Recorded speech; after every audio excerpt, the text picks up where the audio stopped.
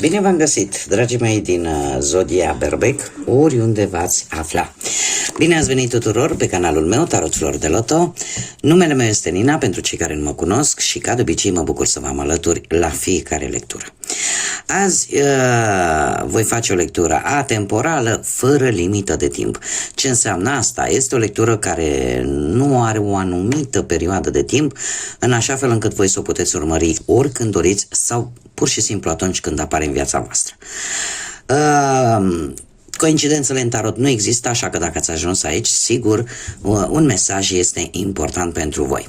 Desigur, dragii mei, un aspect important de care va trebui să țineți cont, și nu numai acum, în general, acela că voi vă construiți propriul viitor.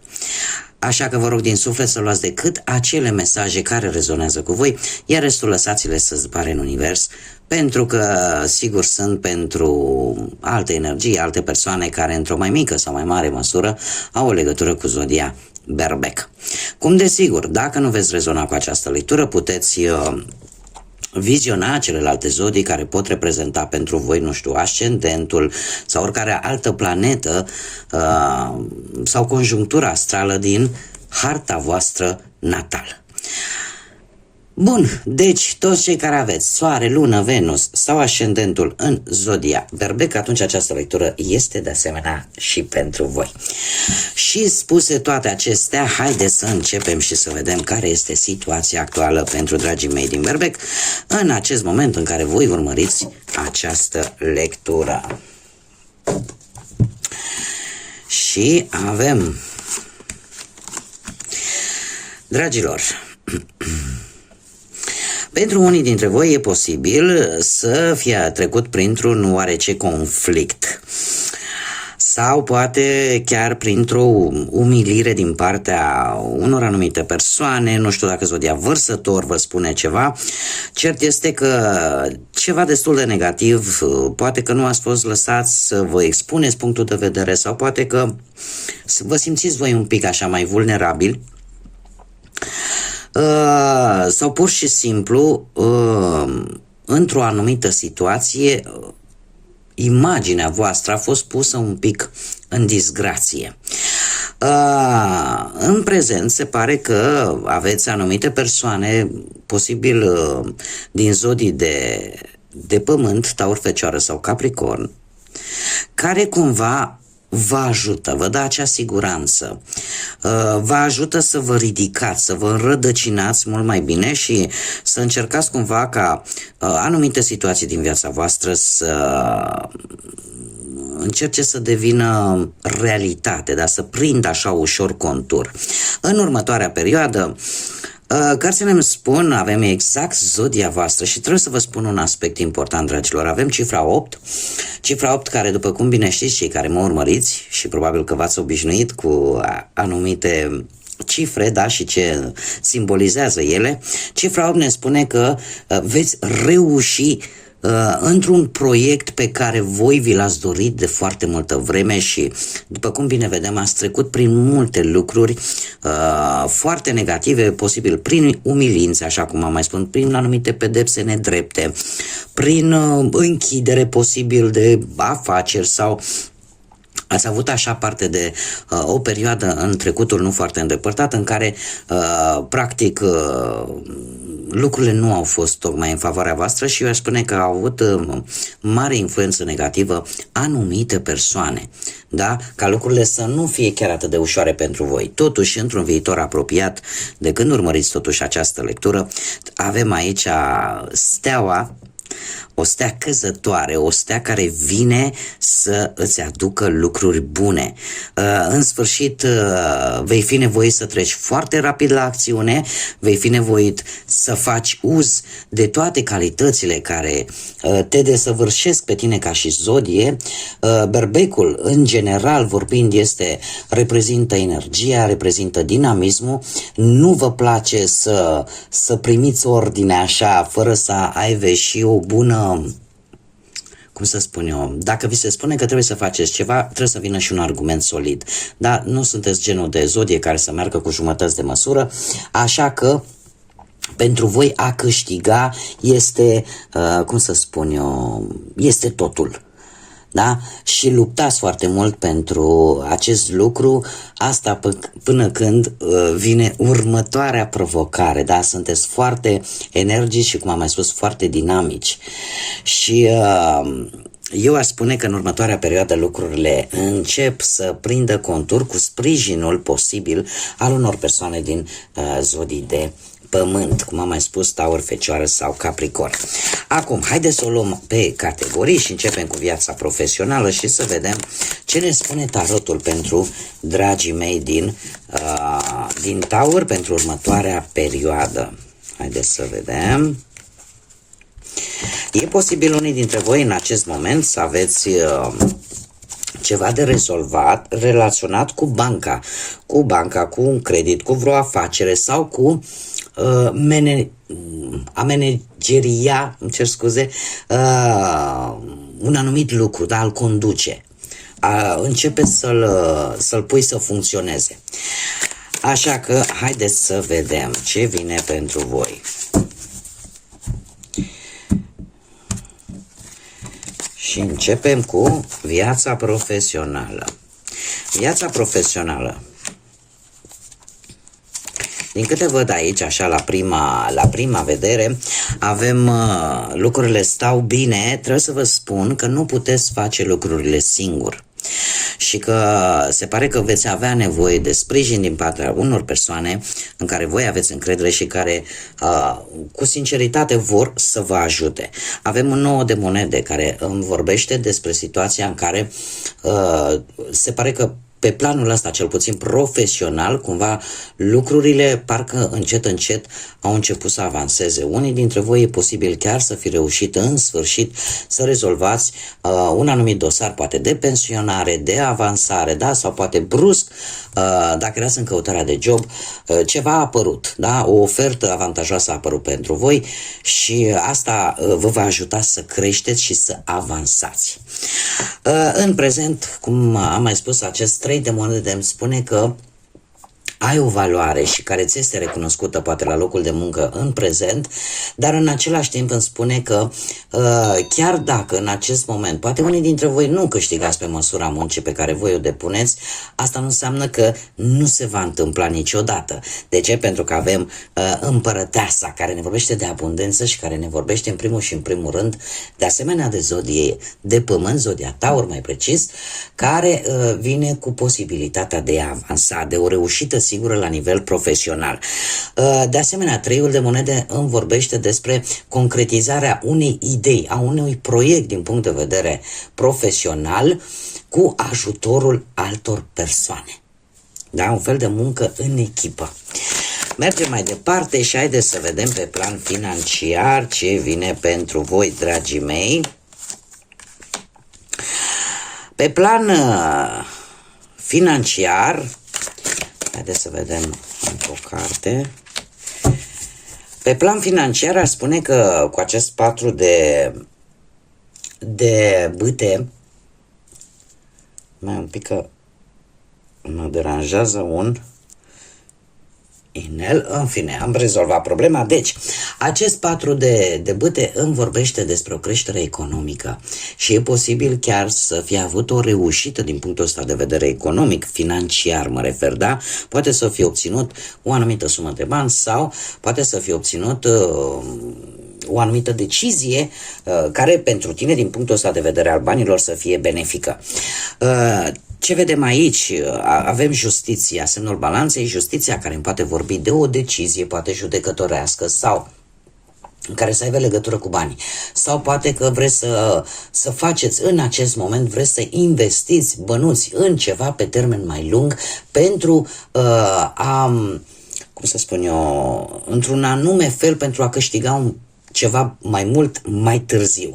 Sau ne poate vorbi pur și simplu de o plată extra, de recuperarea unor bani, poate în urma unei sentințe judiciare sau unei moșteniri, da? Niște o reglare de conturi, ca să zic așa, în care se încearcă echilibrarea finanțelor.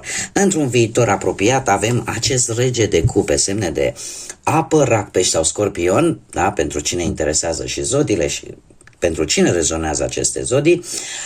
Acest rege de cupe pe partea banilor îmi spune că chiar dacă veți mai cheltui voi ceva bănuți în viitorul apropiat, cumva tendința este de a cheltui mai mult emoțional decât rațional. Da? Dar ce trebuie să știți, dacă nu vorbim de cheltuieli, vorbim de faptul că ceea ce voi ați dat cumva se întoarce la voi. Pune foarte mult accent acest rege de cupe pe situația karmică, în care dacă voi, de exemplu, ați ajutat pe cineva într-un trecut, cumva acei bani se întorc la voi, chiar dacă nu se întorc pe aceeași cale sau de aceeași persoană, da? Este un lucru karmic în care de multe ori se întâmplă să ajutăm pe cineva fără să avem așteptări și este cel mai sănătos așa, dar este cea mai pură formă de întrajutorare vis-a-vis de cineva. Dar cumva karma se întoarce și atunci când ai nevoie cel mai mult, acei bănuți se reîntorc la tine, posibil din altă sursă decât cea pe care tu ai ajutat-o. Acum, haideți să vedem cu dragostea cum stați, dragilor, pentru cei care sunteți deja într-o pereche. Și avem o situație, ia să vedem. Dragii mei, se pare că într-un trecut nu foarte îndepărtat, situația era destul de bună, destul de optimistă, exista pasiune, exista multă iubire și cumva e posibil ca unii dintre voi să aveți o pereche care are un caracter așa un pic mai puternic și foarte pasional, dar care cumva are și multă dragoste. Nu știu dacă Zodia Leu spune ceva pentru unii sau din câte văd eu aici mi-apar și zodiile de aer. Gemeni, Balanță și Vărsător. În prezent, dragilor, trebuie să vă spun, pentru cei care sunteți într-o pereche pe plan sentimental, e posibil ca amândoi să încercați să dominați mai mult pe celălalt. Și lucrul ăsta poate să cauzeze un pic, da, în care această autoritate sau această duritate, fermitate de multe ori, dacă nu are un anumit echilibru, devine supărătoare pentru celălalt. Dar din ce văd eu aici, unul dintre voi este mai aprig decât celălalt. Da? Și atunci se cere un pic încearcă să-l domine un pic mai mult pe celălalt. Tocmai de aceea avem acest 4 de spade care într-un viitor apropiat îmi spune că unul dintre voi, e posibil chiar voi, să aveți o anumită problemă internă, o anumită problemă interioară, de care perechea voastră să nu știe. Să fie ceva ce vă supără. Și eu aș mai spune un lucru, e posibil să fie ceva medical, mare atenție că nu e de joacă cu sănătatea, sau pur și simplu să fie ceva intern, care cumva să facă ca această situație să apară în relația voastră, pentru că iubirea există. Am văzut foarte bine cu soarele. Doar că aici este o suferință, poate să fie o suferință fizică de care perechea voastră să nu știe sau voi să nu știți că perechea voastră, dar aici trebuie să adaptați, da? Să recunoașteți patronul, ca să zic așa, și să vedeți exact cam despre cine este vorba, dacă sunteți voi sau perechea voastră. Dar aici există ceva care nu se spune, există o suferință. Și cărțile îmi indică și sfătuiesc că această suferință trebuie împărțită, trebuie destăinuită. Perechea voastră trebuie să știe sau voi trebuie să știți ceea ce se întâmplă cu perechea voastră și ce suferință are ea, indiferent mai ales dacă este relaționată cu sănătatea sau cu sufletul, da, cu anumite lucruri care posibil să vă deranjeze. Așa că e posibil unii dintre voi într-un viitor apropiat să simțiți nevoia de mai multă odihnă sau pur și simplu să traversați așa un un timp un pic mai dificil, vă simțiți mai obosiți, poate să fie și acest lucru. Haideți să vedem pentru cei care sunteți singuri, da, în urma poate a văduviei, sau poate a unui divorț, a unei separări, a unei despărțiri, sau pur și simplu nu ați reușit să găsiți până acum persoana potrivită pentru voi. Dragilor, voi avem un 8 de monede. Eu aș spune că într-un trecut nu foarte îndepărtat ați fost destul de concentrați, poate pe muncă, pe bani și cumva nu prea v-ați făcut voi timp așa tare pentru viața sentimentală. Totuși în prezent avem turnul care îmi spune că dacă unii dintre voi, să zicem că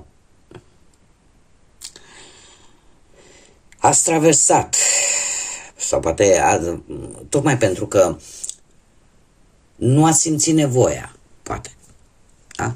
Să aveți pe cineva lângă voi și v-ați focusat foarte mult, poate pe carieră, pe a face bani, s-a întâmplat ceva în prezent.